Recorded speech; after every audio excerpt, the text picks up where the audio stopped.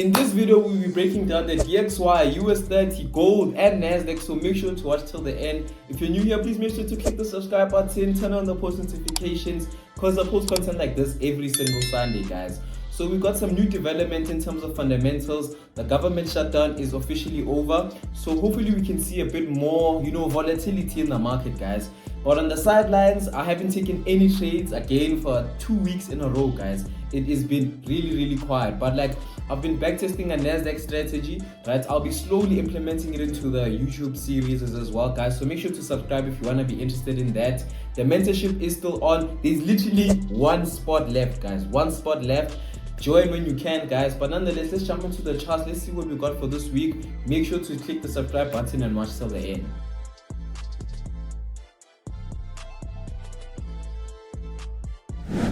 All right. So this is the dollar index on the daily time frame, right? So we've been paying attention to this guy for the longest of times, right? We did see that it took out this high in the beginning of the week. We were anticipating this guy to sell off relative to the downside over here, which it already happened, right? As you can see, price did pull back to the downside. We got a rejection off of this point over here. So my anticipation is that the dollar is going to continue rallying to the top. So after respecting this point, we're probably going to continue breaking this high over here, right? So now this means a lot, especially for different currency pairs as well. But when we check the weekly time frame, guys, there is obviously a point where I feel like the dollar wouldn't be as interesting to be trading, right? So as soon as we get to these points over here, I would say it's the no-go zone, right?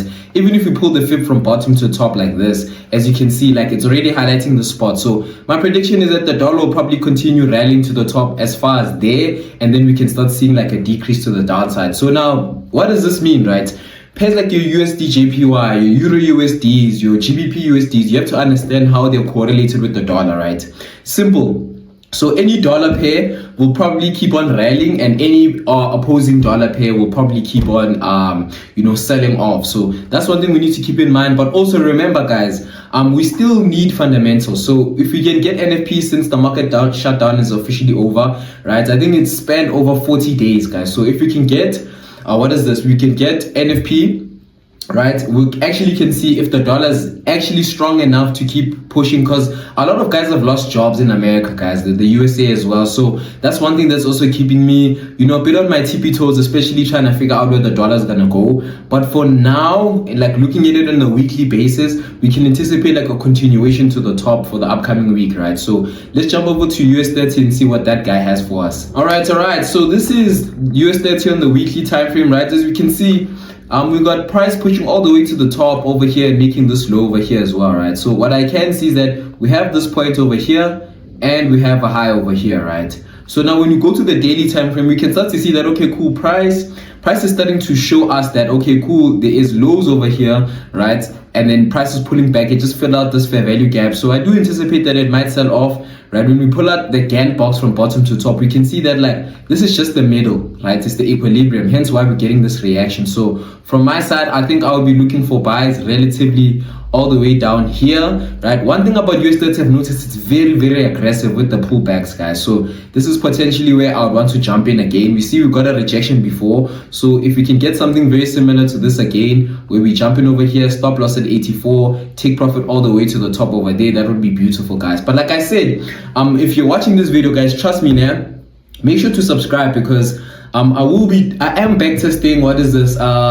I'll probably even do a video of me going through my backtesting journal data to show you guys how good the strategy is, how I'm performing, right?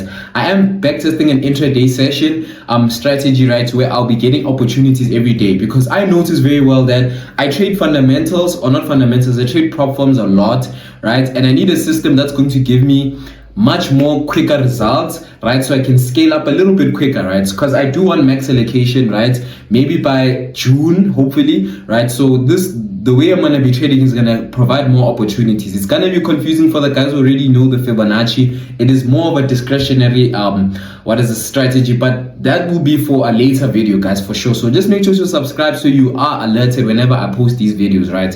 So this is what I do see for US30. All right, hopefully price can pull back, respect this zone over here, and then we can get a continuation to the top. That would be very, very beautiful for us, especially because we understand that the dollar's rallying. So pairs like your US30 will probably keep on rallying, especially with the tech stocks going the way they're going, guys. So let's jump over to gold and see what gold got for us. All right. So this is gold on the weekly time frame, right? Beautiful stuff. We can see prices rallied all the way to the top. We got a rejection off of this zone over here. This is beautiful to see, guys, because my anticipation is that gold is probably going to pull back as low as this point over here, right? All the way down here, right? So if gold's going to pull back around 3.5 or 3.6 all the way down potentially to 3.455, guys, that's a possibility, right? So with me, when I saw this rejection on the weekly time frame, I was actually looking at it on the daily perspective, right? I'll probably post a screenshot over here, right, of the trade that I took. This is on my own personal account. I didn't even risk too heavy because it is a selling opportunity, right?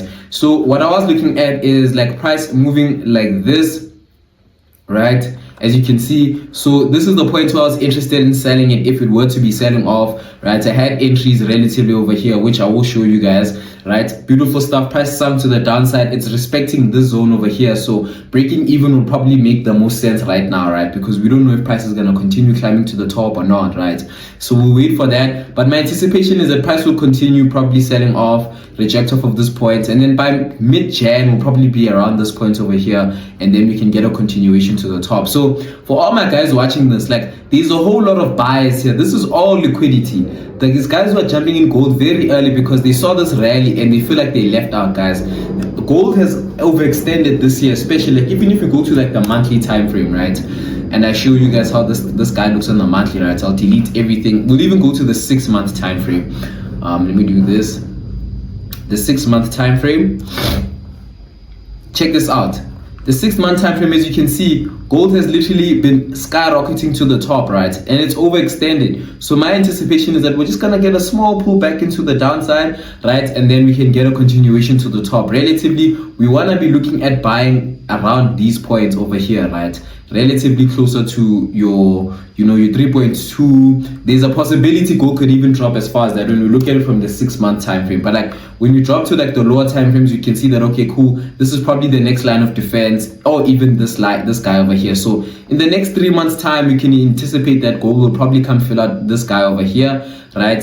And then we want to jump in relatively simple, guys, like not even rushing the whole process, like relatively in the middle of this zone over here, right? As you can see, if I pull out the fib again, right, from bottom to top, right, we're literally trying to jump in like even in the middle of this range that we have over here. So my anticipation is that gold is probably going to start reversing somewhat in between this range over here, right?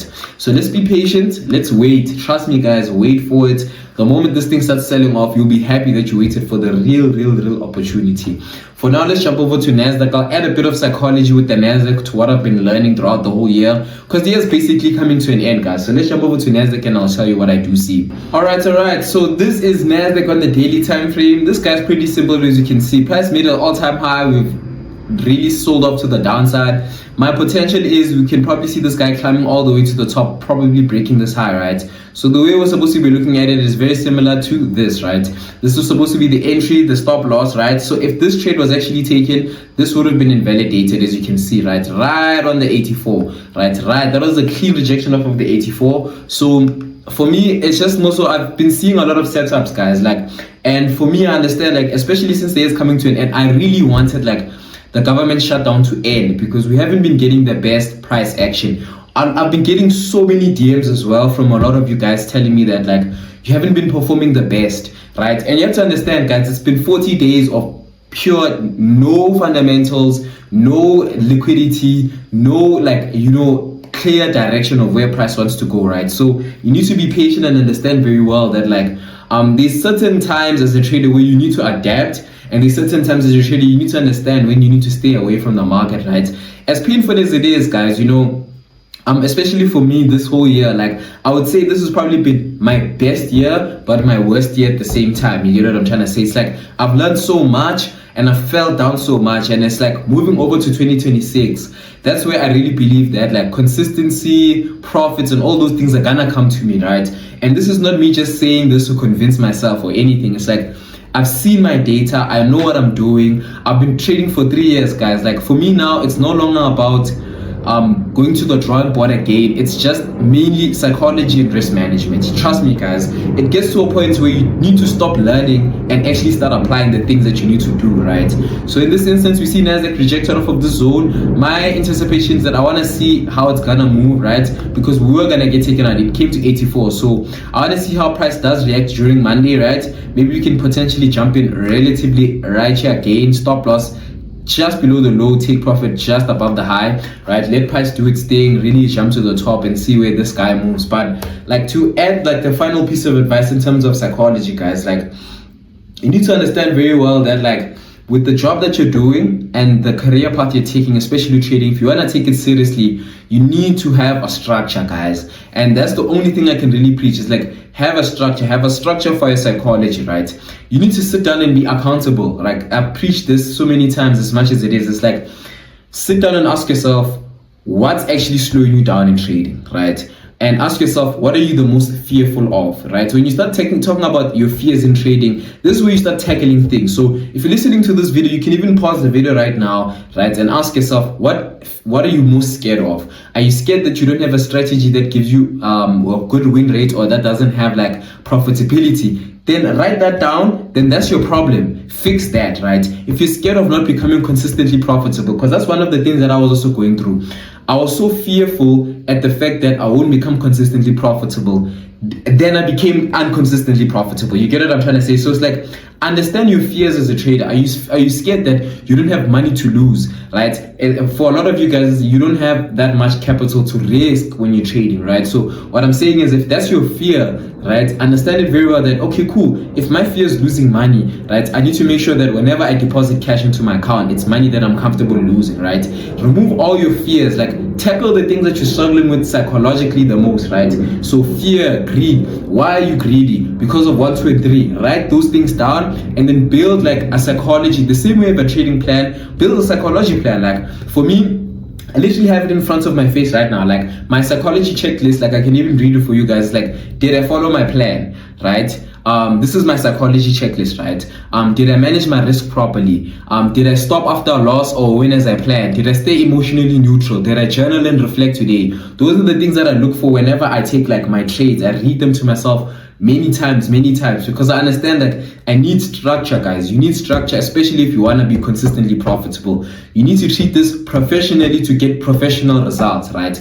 And that's the only way you're going to get from point A to point B, guys. And a lot of you guys already know what you're doing. It's just that there's a lot of things that are stopping you in your journey. Distractions, right? Eliminate those distractions. Pure focus. It only really takes 6 months of pure hard dedication and hard work, guys. Then life will change, right?